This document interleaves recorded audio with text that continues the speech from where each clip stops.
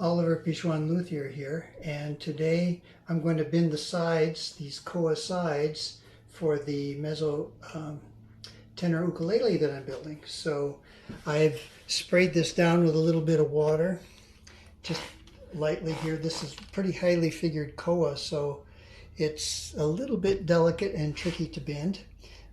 And I've marked, this is the side that I want to be towards the outside. I put a little piece of tape there, and so that I know that it's the right way.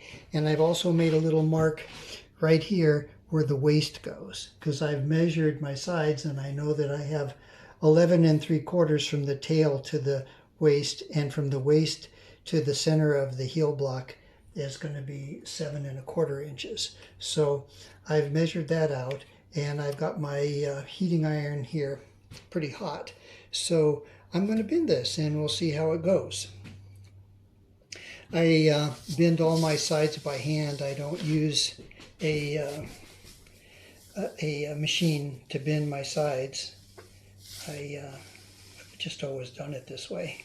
I guess it's sort of the old-fashioned way. And I just, heat them up and rock them back and forth a little bit like this, and until I get the bend going. And don't press hard.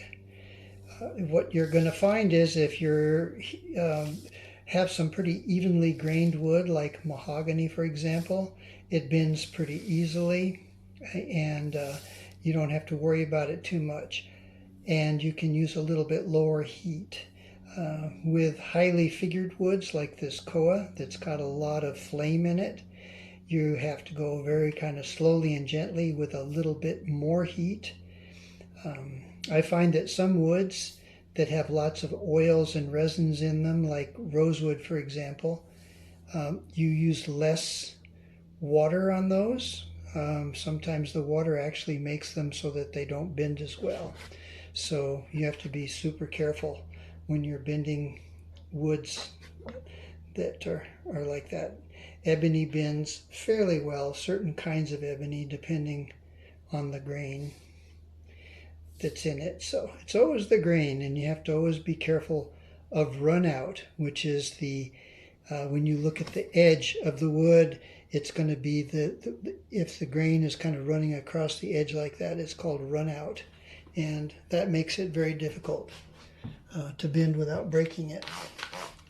So you want to, this I have to get pretty hot. I just have to be careful that I don't scorch it. And you can see already we're getting a nice little bend in there for the waist. And I generally like to bend the waist first, but not all the way. And the reason for that is that the waist is the area that you're most likely to break it. So if you spend all that time bending the lower bout or upper bout, and then go to the waist, and then you have an accident there, then your work is all kind of down the tube, so to speak. So I just want to make sure that I get the more difficult bend done first, so that I don't have to worry about it later. I know that if this goes pretty easily, then the other bends will be more likely than not easier to bend. So anyway, yeah, I have no idea what the actual temperature of this heating iron is. It just, the knob on it says off, and the high is 10, and so I have this one set at about 5.5. Well, actually, the high is, let's see, the high is going to be 7, and I have it set at 6, which is pretty hot. So it's sizzling hot, and so I just want to make sure. And we're getting that waist bent pretty nicely right now, and you can see my little red mark. It's right there where the waist goes. Be careful when you're doing this that you don't end up with bend, so you do 2 of one side and none of the other. I mark it that way because I like the grain to be book matched at the tail. So I like that. So that's why I'm very careful about how I bend it.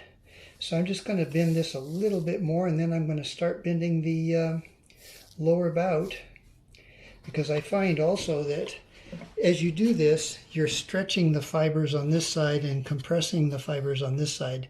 You want to be careful you don't crinkle them up when you do that. But I find that if you're, now this other bend's going the other way, it's actually going to give a little bit of relief to the area in the waist, because the fibers will be bending the other way. So I'm going to start bending the lower bout now. I have this little wooden block here so I can press against it with even pressure, and at the same time, also protects me from burning my fingers. So anyway, if you have any questions or anything about bending woods, I'm very happy to answer those. If you have any questions, you can leave them down in the comments.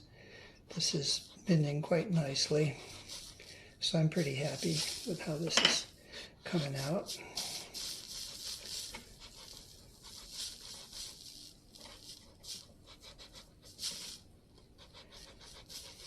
Koa is not easy wood to bend. It seems like all the flame in it, it wants to kind of crack a little bit right along the area where the grain loops around. So you have to be very gentle. Don't press too hard. And as you're pressing, you can kind of tell when it starts to go, so to speak, when the bend starts happening. So we're just going to take it really slow and easy with this and just bend it little by little.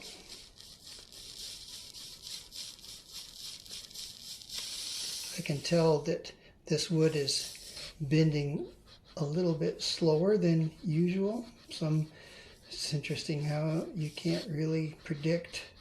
Some pieces look difficult and bend easily, and other pieces look like they're going to be real difficult and bend more easily. So it's really hard to tell what it's going to do. But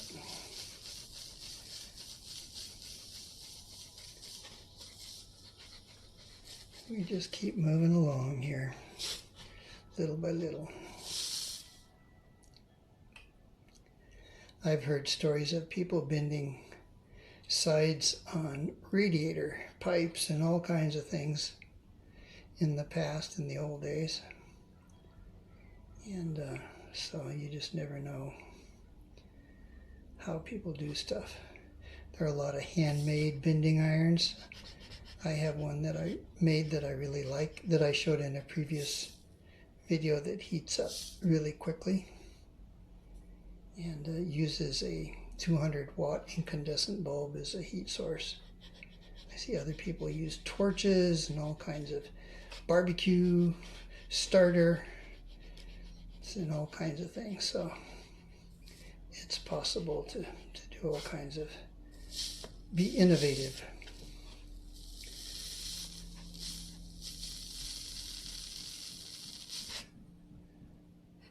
So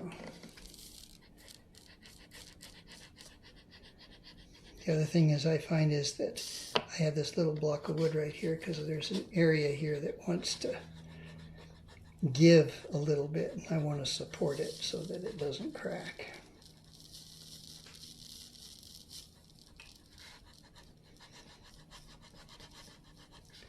So as you can see, we're getting there. There's the bend that we're getting now. And if I look at my mold here, I can see that that's getting pretty close to where we want it to be in that area, which is nice.